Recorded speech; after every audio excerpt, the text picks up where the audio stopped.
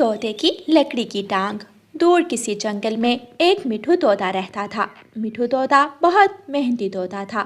वह अपने खेतों में काम करता था। तोते के खेत में मकई की फसल, सब्जियां और फलदार पेड़ थे। तोता जंगल के सभी पक्षियों की मदद किया करता था। वो तोता बहुत दयालु तोता था। तोते तोते मेरी बहन मेरे घर आई है, लेकिन मेरे घर में खाने को कुछ भी नहीं है। मेरी मदद करो। कबूतर, तुम मेरे दोस्त हो और मेरे होते हुए तुम क्यों परेशान हो? लाओ, अपनी टोकरी मुझे दो। तोता कबूतर से उसकी टोकरी लेता है। तोता टोकरी में मीठा फल तोड़कर रखता है। 2 टमाटर, 1 कद्दू और कुछ मकई के भुट्टे। तोता कबूतर की टोकरी पूरी तरह भर देता है। लो मेरे दोस्त, ये सब्जियां और फल ले जाओ, खुद भी खाओ और अपने परिवार को भी खिलाओ। धन्यवाद मेरे दोस्त, मैं तो बहुत परेशान था। आपने मेरी परेशानी दूर कर दी। कबूतर भोजन से भरी हुई टोकरी लेकर अपने घर चला जाता है। मिठू तोता हर रोज अपने खेत से सब्जियां और फल तोड़कर अपनी बैलगाड़ी पर लादकर मंडी जाया करता था। रास्ते में गौरी कव्वी और कालू कव्वे का घर था। गौरी कव्वी हर रोज तोते के रास्ते में आकर बैठ जाती थी। तोते तोते, हम गरीबों का हिस्सा भी देते जाओ। क्यों नहीं गौरी, मैं अपने खेत का एक हिस्सा हमेशा गरीबों और मजबूर पक्षियों के लिए रखता हूँ। बताओ, क्या खाओगी? 1 आलू, 2 फल और 1 मकई का भुट्टा दे दो। गौरी तोते से सारी चीजें ले लेती है। तोते, तुम सच में दयालु हो। इस जंगल में कोई तुम जैसा बड़े दिल वाला नहीं है। गौरी खुश हो जाती है। एक दिन रानो चिड़िया अपने घर में अपने बच्चों को गेहूं का दाना खिला रही थी। मम्मा, मैं गेहूं का दाना नहीं खाऊंगी, मैं नहीं खाऊंगी। मैं भी नहीं खाऊंगा। मेरे बच्चों, मेरे पास और कुछ नहीं है। ना फल है, ना सब्जी और ना ही अनाज। यही है, ये खा लें। चिड़िया बहुत कोशिश करती है, लेकिन चिड़िया के बच्चे रोए जा रहे थे। वो सूखा दाना नहीं खा रहे थे। उनके घर के दरवाजे पर दस्तक होती है। रानो चिड़िया दरवाज़ा खोलती है तो बाहर तोता एक बड़ी सी टोकरी लिए खड़ा था। रानो चिड़िया, जंगल के सभी पक्षी किसी न किसी तरह मुझसे भोजन, फल, अनाज ले जाते हैं, लेकिन आप कभी नहीं आई। मैंने सोचा आज मैं आपको भी कुछ खाने की चीज़ें दे जाता हूँ। शुक्रिया तोते भैया, मैं सोचती हूँ कि आप अपने लिए मेहनत करते हैं। मुझे चीज़ मांगते शर्म आती है आपसे। जब साथ रहते हो तो कुछ लेने देने में शर्म कैसी? तोता वो भोजन से भरी टोकरी रानो चिड़िया को देकर चला जाता है। चिड़िया के बच्चे बहुत खुश हो जाते हैं और दोनों बहन भाई मज़े मज़े से फल और सब्जी खाते हैं। तोता जंगल के सभी पक्षियों को बहुत खुश रखता था, उनका ख्याल रखता था, लेकिन तोते को नहीं मालूम था कि आज उसके अपने जीवन में बहुत बड़ा दुख आने वाला था। तोता अपने खेत में काम कर रहा था कि एक जहरीला नाग तोते की टांग पर काट लेता है। सांप! ऐसे कहते हुए तोता गिर जाता है। तोते को बुलबुल डॉक्टर के पास पहुंचा दिया जाता है। बुलबुल तोते को दवा देती है और तोते का इलाज शुरू करती है। चिड़िया और कव्वे, मुझे बहुत दुख है, लेकिन तोते की जिस टांग पर नाग ने काटा है, मुझे वो टांग काटना पड़ेगी। ये सुनकर चिड़िया और कौवा भी परेशान हो जाते हैं। बुलबुल डॉक्टर, कोई और उपाय नहीं है? अगर टांग कट गई तो उड़ना भी मुश्किल हो जाता है। मेरे एक दोस्त की टांग इंसान के फंदे में आकर कट गई थी। वो तब से उड़ नहीं सकता। हाँ, बैलेंस नहीं रहता ना, इसलिए उड़ना तो मुश्किल होता है। पंखों के साथ साथ टांग का होना भी ज़रूरी है उड़ने के लिए, लेकिन क्या करूं, मजबूरी है। ऑपरेशन होता है और बुलबुल तोते की एक टांग काट देती है। तोते को उसके घर शिफ्ट कर दिया जाता है।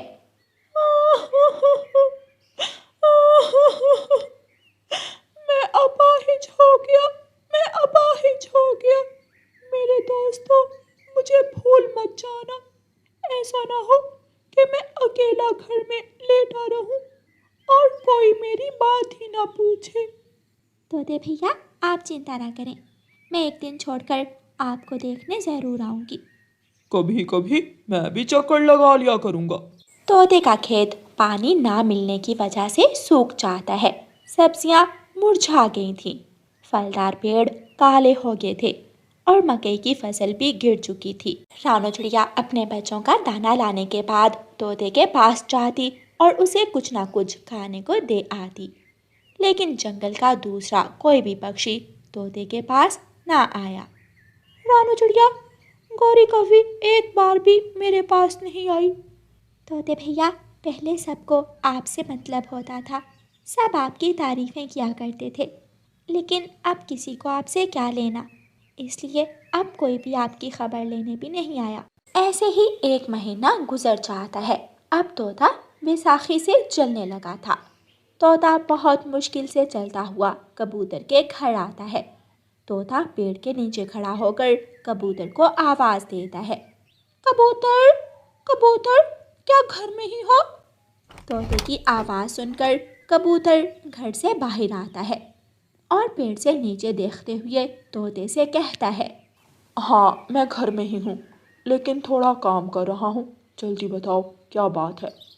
कबूतर दोस्त, अब मैं काम करने के काबिल नहीं रहा। मेरे साथ खेत के काम में थोड़ी मदद करवा दो। यार तोते, मैंने तो कभी खेतों के काम वाम नहीं किए और मुझे क्या मालूम। तुम देख रहे हो मेरे पंख सफ़ेद हैं। अगर मैं खेतों में काम करूँगा तो मेरे पंख गंदे हो जाएंगे। कबूतर ऐसे कहते हुए अपने घर चला जाता है। तोता कबूतर की बात सुनकर निराश हो जाता है और कौवों के घर की तरफ जाता है। तोता बहुत मुश्किल से बैसाखी के सहारे चल रहा था। गौरी, गौरी, क्या तुम घर में हो? गौरी घर से बाहर आती है और आते ही तोते को देखकर हंसने लग जाती है। लंगड़ा, लंगड़ा तोता, पहली बार देखा है। वैसे तोते तोते कुछ खास बुरे नहीं लग रहे हो, अच्छे लग रहे हो तुम। लंगड़ा तोता एक कहानी में सुना था मैंने अपनी माँ से, आज देख भी लिया। मैं किसी काम से आया हूँ गौरी तुम्हारे पास। तोते तोते, क्या तुमने नहाया नहीं है? नहीं, 1 महीने से नहीं नहाया।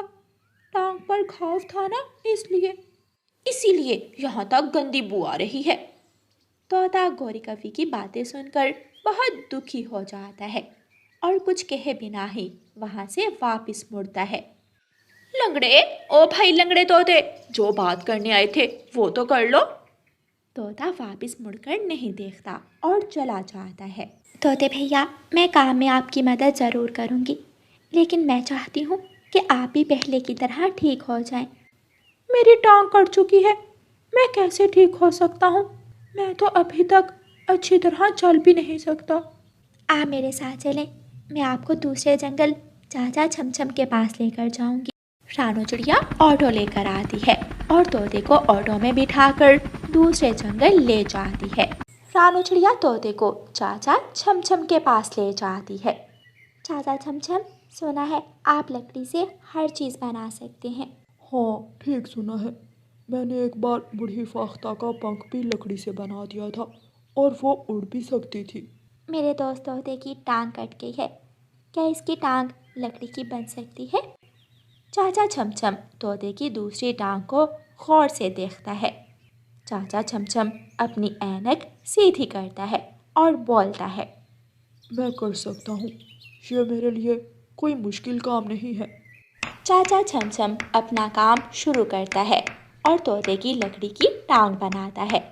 टांग बनाकर उसे दूसरी टांग से मिलाकर देखता है और फिर तोते की कटी हुई टांग की जगह वो टांग लगा देता है।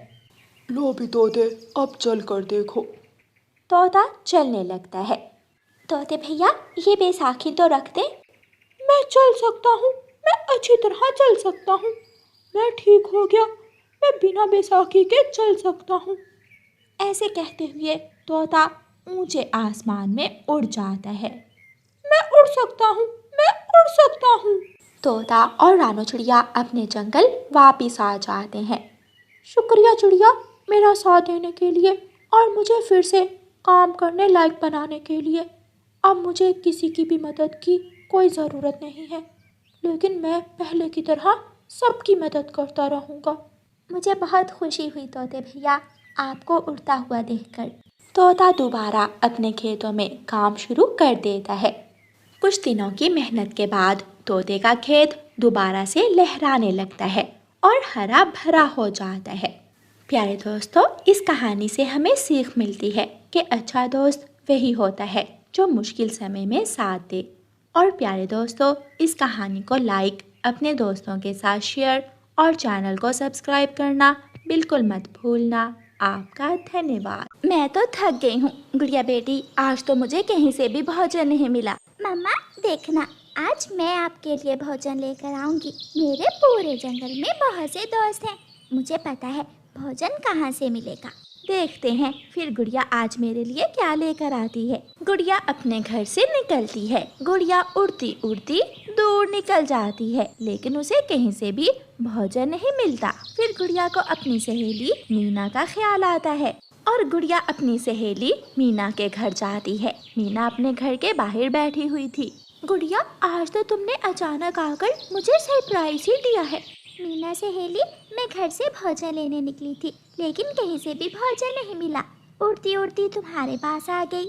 गुड़िया और मीना जब मिलकर जाएंगी तो भोजन मिल ही जाएगा। चलो हम दोनों एक साथ जाती हैं। फिर मीना और गुड़िया दोनों उड़ती हैं। जंगल में पुराने कुएं के पास गुड़िया और मीना को एक केले का पेड़ मिलता है। वो दोनों वहाँ जाती हैं। देखा, मैना कहती थी कि हमें कुछ ना कुछ खाने को जरूर मिल जाएगा। अब हम यहाँ से कुछ केले लेकर जल्दी से अपने घर चली जाती हैं। गुड़िया और मीना वहाँ से एक गुच्छा केलों का तोड़ लेती हैं और उड़ती हैं। रास्ते में उन्हें गौरी कौवी मिल जाती है। छोटी चिड़िया, रुको रुको, मेरी बात सुनो। मीना और गुड़िया रुकती हैं। जी आंटी, क्या बात है, आपने हमें आवाज़ दी? हाँ, वो सामने वाले पेड़ की दूसरी तरफ तुम्हारा चाचा कालू लकड़ियाँ काट रहा है। जाओ उसे तो बुला कर लाओ। मीना आ जाओ, दोनों जाती हैं। ये क्या है, ये केले तुम यहाँ मेरे पास ही रख जाओ, जाते समय ले जाना। गुड़िया केले वहाँ रखती है और मीना को साथ लेकर चली जाती है। गुड़िया, यहाँ तो कोई नहीं है। वहाँ देखते हैं झाड़ियों की उस तरफ। गुड़िया और मीना इधर उधर देखती हैं, लेकिन वहाँ कोई भी ना था। गुड़िया का चाचा कालू कौवा उसे कभी नहीं मिलेगा। गौरी कौवी मुस्कुराते हुए केले उठाती है और वहाँ से भाग जाती है। जब गुड़िया और मीना वापस आती हैं, तो गौरी कौवी को वहाँ ना देखकर आवाज देती हैं। आंटी, आंटी गौरी आंटी, आप कहाँ हैं? आंटी, कहाँ हैं आप? वो तो चली गई, हमें उल्लू बनाकर हमारे केले लेकर भाग गई आंटी गौरी। मुझे भी मीना कहते हैं। अगर गौरी आंटी ने ऐसा किया है तो मैं भी बदला जरूर लूंगी गौरी आंटी से। गौरी कौवी घने जंगल में जाकर जी भरकर केले खाती है और छिलके वहाँ फेंककर आहिस्ता आहिस्ता उड़ती हुई जाती है। रानो चिड़िया की ऐसी कहानियाँ सुनने के लिए YouTube सर्च बार में रानो चिड़िया की कहानी लिखें या फिर ये बटन दबाकर बोलकर कहें रानो चिड़िया की कहानी। एक पेड़ की खोखर से गौरी कौवी को आवाज आती है। गौरी कौवी, यहाँ आओ, जल्दी आओ, मेरी बात सुनो। ये पेड़ मुझे बुला रहा है। गौरी कौवी पेड़ के पास जाती है। गौरी कौवी, मैं एक चमत्कारी पेड़ हूँ। मैं दे सकता हूँ तुम्हें सोने का हार, सोने के झुमके और हीरे की अंगूठी। ये सुनकर गौरी कौवी की आंखें तो खुली की खुली रह जाती हैं। पेड़ जी, तुम तो बहुत अच्छे पेड़ हो जो मुझे इतनी सारी चीजें दोगे। लेकिन ये सारी चीजें लेने के लिए तुम्हें मेरे लिए मीठी खिचड़ी बनाकर लानी होगी, फिर ही मैं तुम्हें ये सारी सोने की चीजें दूंगा। पेड़ जी, चमत्कारी पेड़ जी, मीठी खिचड़ी तो क्या, मैं कुछ भी कर सकती हूँ सोने का हार लेने के लिए। मैं अभी आई। गौरी कौवी वहाँ से भागती है। पेड़ के छेद में से मीना बाहर निकलती है और गुड़िया भी झाड़ियों से निकलकर वहाँ आ जाती है। दोनों सहेलियाँ खूब हंसती हैं। अब देखना, गौरी आंटी से केलों के बदले हम मीठी खिचड़ी बनवा कर खाएंगे। वो तो बहुत खुश थी, जैसे उन्हें सच में कोई चमत्कारी पेड़ मिल गया हो। गौरी कव्वी घर जाती है तो घर में शक्कर नहीं थी। मीठी खिचड़ी बनाने के लिए शक्कर तो नहीं है, मैं अपनी बहन से मांग कर ले आती हूँ। गौरी कव्वी अपने घर से निकलती है और सीधी अपनी बहन के घर जाती है। नीलो मेरी बहन, मुझे थोड़ी शक्कर दे दो, मुझे मीठी खिचड़ी बनानी है। मीठी खिचड़ी मैं भी खाऊंगी। नहीं नहीं, मैं तो मीठी खिचड़ी उस जादुई पेड़ के लिए बना रही हूँ जो मुझे सोने का हार और सोने के झुमके देगा। सच? क्या सच में वो पेड़ आपको ये सब देगा? तो फिर आप मुझे भी उस पेड़ से एक सोने का हार ले देना। नीलो, पहले मुझे मीठी खिचड़ी तो बना लेने दो, मुझे शक्कर दो और मैं जाऊं। गौरी की बहन उसे शक्कर दे देती है और गौरी कव्वी शक्कर लेकर चली जाती है। गौरी कव्वी ने आग जलाई हुई थी और घर में बैठी मीठी खिचड़ी बना रही थी। गुड़िया देखो, गौरी आंटी के घर से धुआं निकल रहा है। इसका मतलब गौरी आंटी जरूर मीठी खिचड़ी बना रही होंगी। मम्मा मीठी खिचड़ी खाकर खुश हो जाएंगी। थोड़ी ही देर में गौरी कव्वी मीठी खिचड़ी बना लेती है और उसे पानी में रखकर ठंडा करती है। खिचड़ी तो बन गई। अब मैं जल्दी जल्दी से उस जादुई पेड़ को जाकर खिचड़ी देती हूँ और सोना लेती हूँ। गौरी कव्वी अपने घर से निकली ही थी कि कालू कौवा आ जाता है। रुको रुको गौरी, इस हंडिया में क्या है? बताओ बताओ, खुशबू तो बहुत जबरदस्त आ रही है। कालू जी, इसमें मीठी खिचड़ी है, लेकिन ये तुम्हारे लिए नहीं है। ये मीठी खिचड़ी मेरे दोस्त चमत्कारी पेड़ के लिए है। क्या क्या मतलब तुम्हारा? सब समझ जाओगे जब मैं शाम को गले में सोने का हार और कानों में बड़े बड़े सोने के झुमके पहन कर आऊंगी। गौरी कव्वी खिचड़ी उठाती है और वहाँ से चली जाती है। मीना मीना, वो आ गई। गौरी आंटी आ गई है। जल्दी से पेड़ की खोखर में जाकर छुप जाओ। मीना भागती है और पेड़ में जाकर छुप जाती है और गुड़िया झाड़ियों में। मैं आ गई मेरे प्यारे पेड़ जी, मैं आ गई। ठीक है, ज्यादा शोर मत करो। ये खिचड़ी यहाँ रखो और घर से एक प्लेट लेकर आओ। चमत्कारी पेड़ जी, प्लेट क्या करनी है? आप ये खिचड़ी सारी ही रख लें। जो कहा है वो करो, ज्यादा मत बोलो। गौरी खिचड़ी वहाँ रखती है और घर प्लेट लेने जाती है। मीना और गुड़िया खिचड़ी की हंडिया उठाती हैं और वहाँ से भाग जाती हैं।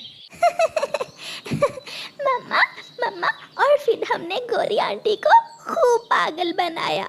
गौरी आंटी भी क्या ही याद करेगी, अब वो दोबारा किसी के साथ ऐसा नहीं करेगी। तुम दोनों सहेलियों ने गौरी को पागल बना दिया। वो इतनी पागल है नहीं, ना जाने कैसे तुम्हारी बातों में आ गई। फिर गुड़िया की मम्मा गुड़िया और मीना मजे मजे से बैठकर खिचड़ी खाने लगती हैं। चमत्कारी पेड़ जी, मैं प्लेट ले आई हूँ, मगर पेड़ से कोई आवाज नहीं आती। पेड़ जी, चमत्कारी पेड़ जी, खिचड़ी कहाँ है? क्या खिचड़ी खा ली है? खिचड़ी खाने से पहले तो तुम बहुत बातें कर रहे थे, अब क्या हुआ है? चाचा पेड़ जी, चमत्कारी पेड़ जी, प्लीज बात करो। लेकिन मीना और गुड़िया तो वहाँ से जा चुकी थी। अब कौन बात करता गौरी आंटी से? गौरी आंटी वहाँ बैठकर रोने लगती है। मीना ने गौरी आंटी को खूब पागल बनाया।